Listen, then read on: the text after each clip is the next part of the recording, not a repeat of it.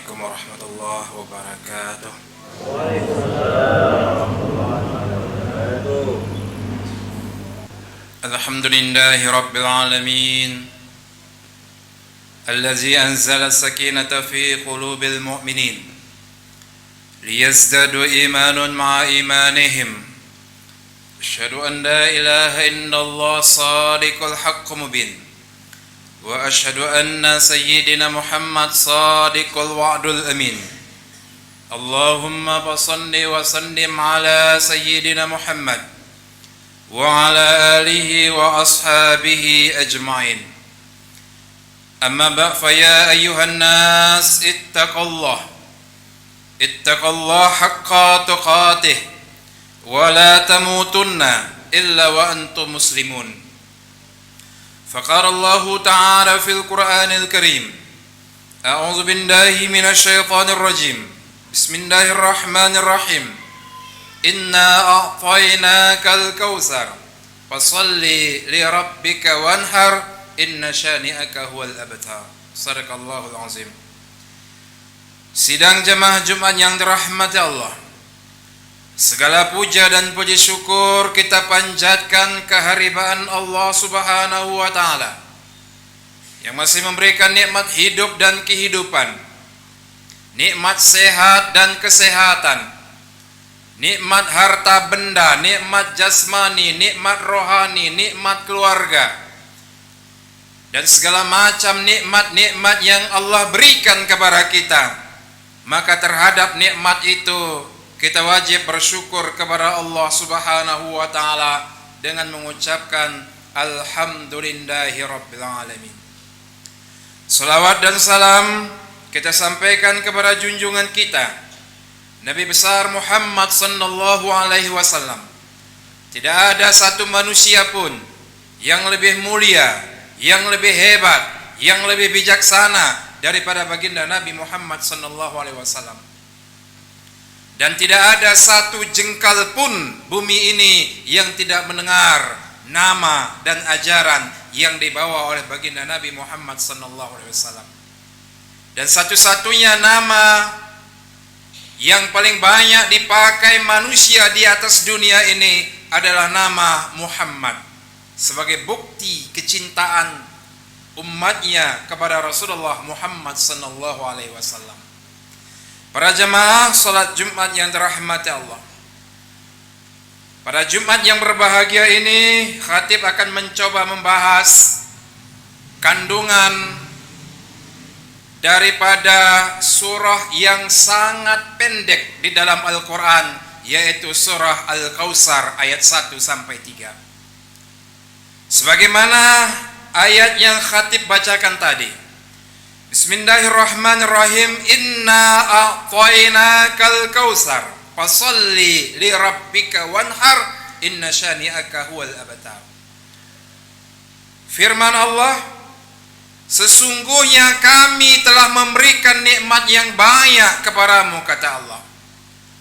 Maka salatlah karena Tuhanmu dan berkorbanlah, maka sesungguhnya yang membenci kamu pasti akan binasa.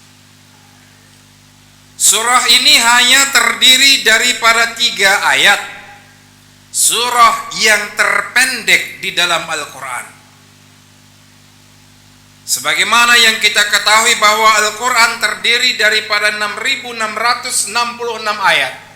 Sebagian pendapat ulama mengatakan demikian, sebagian lagi mengatakan 6.625 ayat.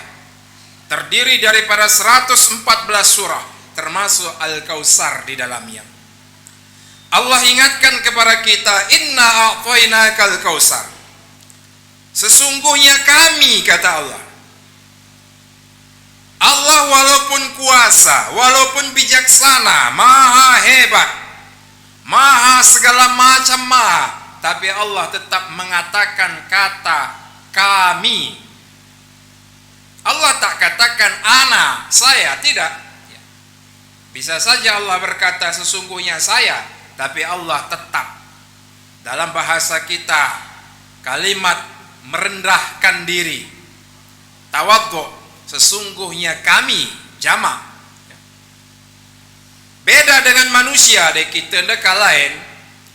Dendak karena aku, dendak karena nak anda. Man jadi apam pe ya dek.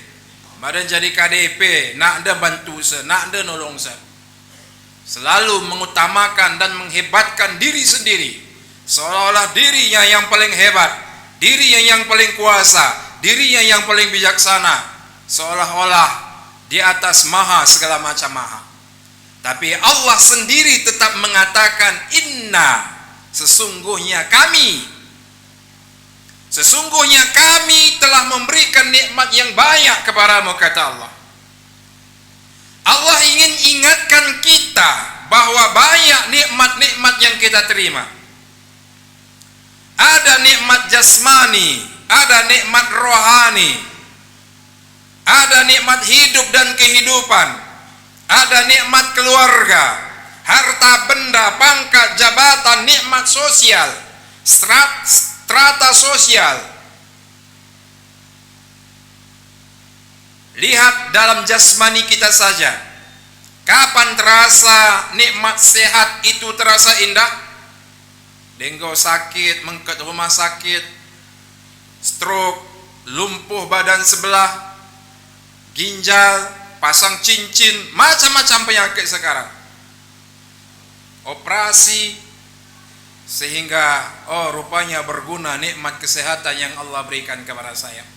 Kapan terasa berguna nikmat tangan? Ketika tangan itu sudah tak ada, sudah buntung tangan baru terasa, rupanya tangan itu berguna. Mata kapan terasa berguna? Ketika sudah buta. Kaki kapan terasa berguna? Ketika kaki sudah putus, baru terasa nikmat yang Allah berikan kepada kita. Para jemaah salat Jumat yang dirahmati Allah, itu nikmat jasmani. Udara yang Allah berikan, oksigen nafas yang Allah berikan kepada kita. Lihat di rumah sakit, orang yang membutuhkan oksigen 1 menit, 2 menit, sejam, 2 jam harus pakai oksigen. Tanpa oksigen bisa hilang nyawa. Betapa berharganya oksigen. Kalaulah oksigen itu tidak ada BPJS, berapa yang harus kita bayar? Berapa juta? Sehari, 2 hari, sebulan, 2 bulan, setahun, 2 tahun, 10 tahun, 50 tahun, 70-80 tahun kita hidup. Berapa nikmat oksigen yang harus kita bayar kalau seandainya itu Allah tak berikan kepada kita? Belum lagi nikmat anak. Betapa anak Allah titipkan kepada keluarga-keluarga kita. Banyak orang yang sudah sekian tahun menikah, Allah tak titipkan anak kepadanya.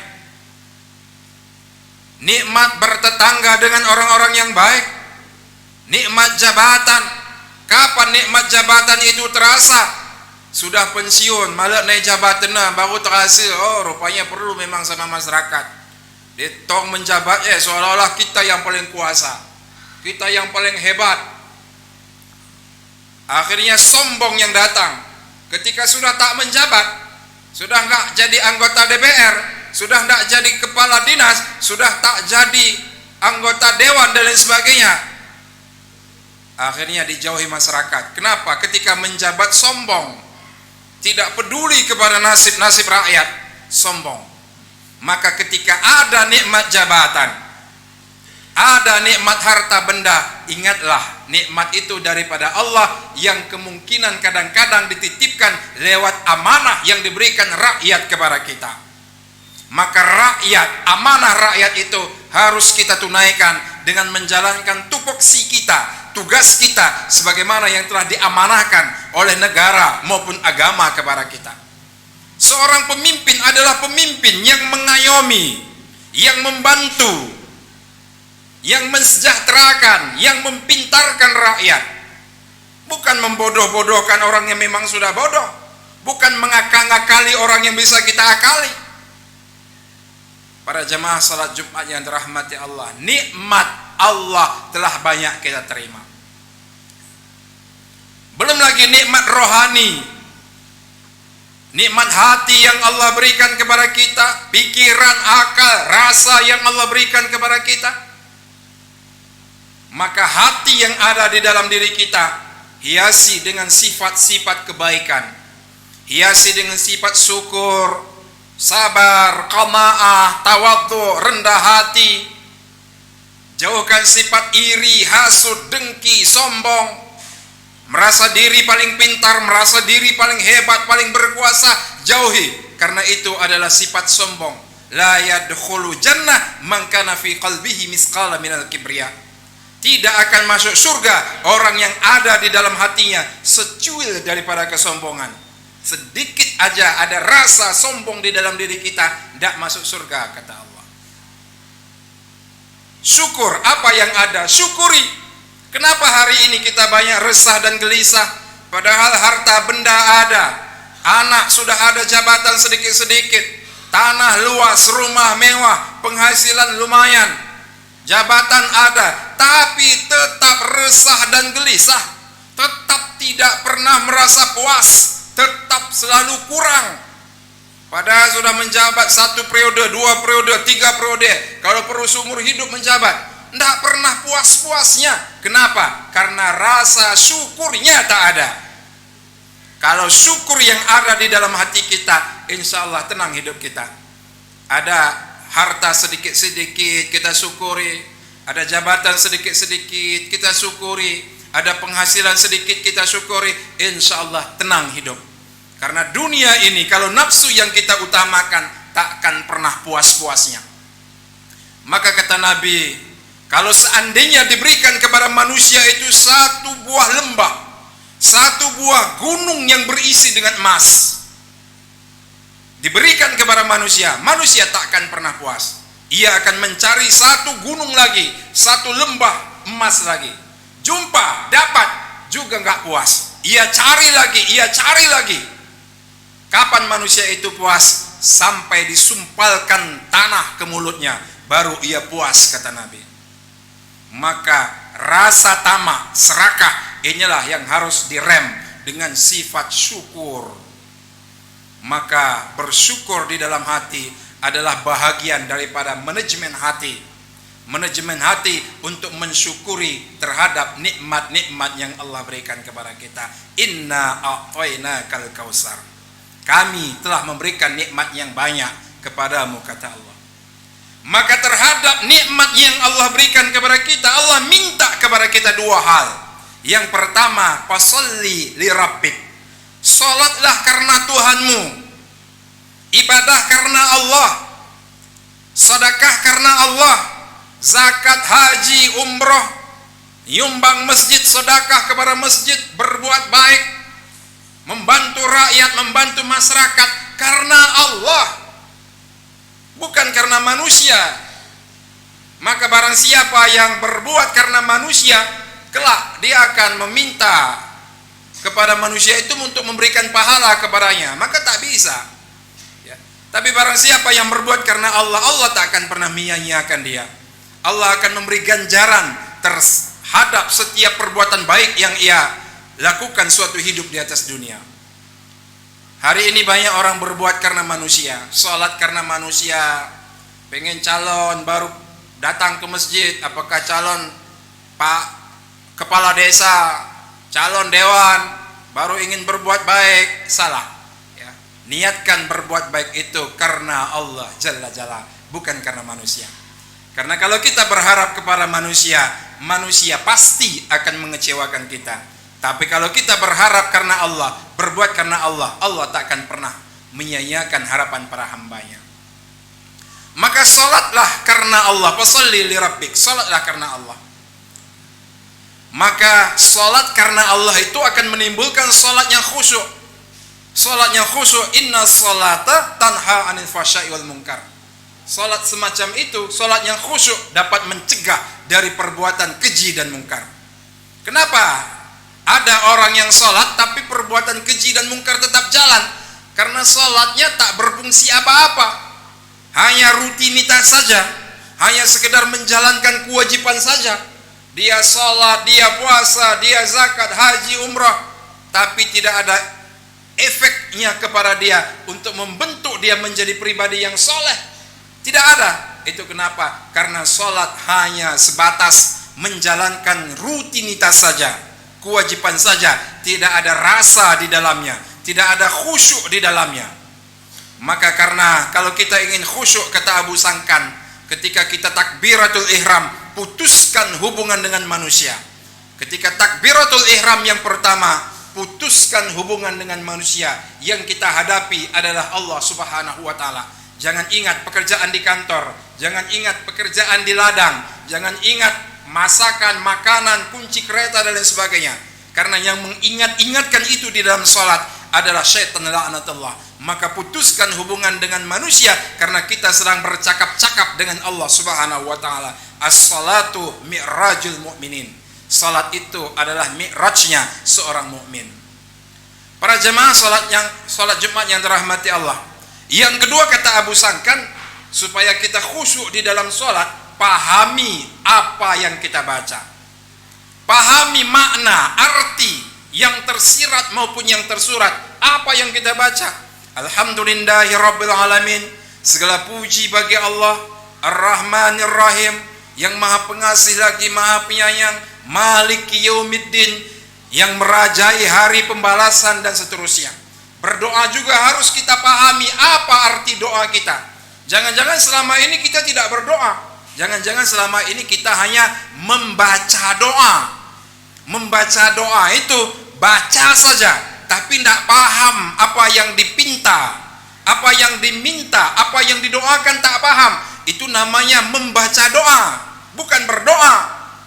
Seharusnya kita berdoa, pahami apa yang kita baca, pahami artinya dan pahami maknanya, sehingga kita paham dan mengerti apa yang kita minta kepada Allah Subhanahu wa taala.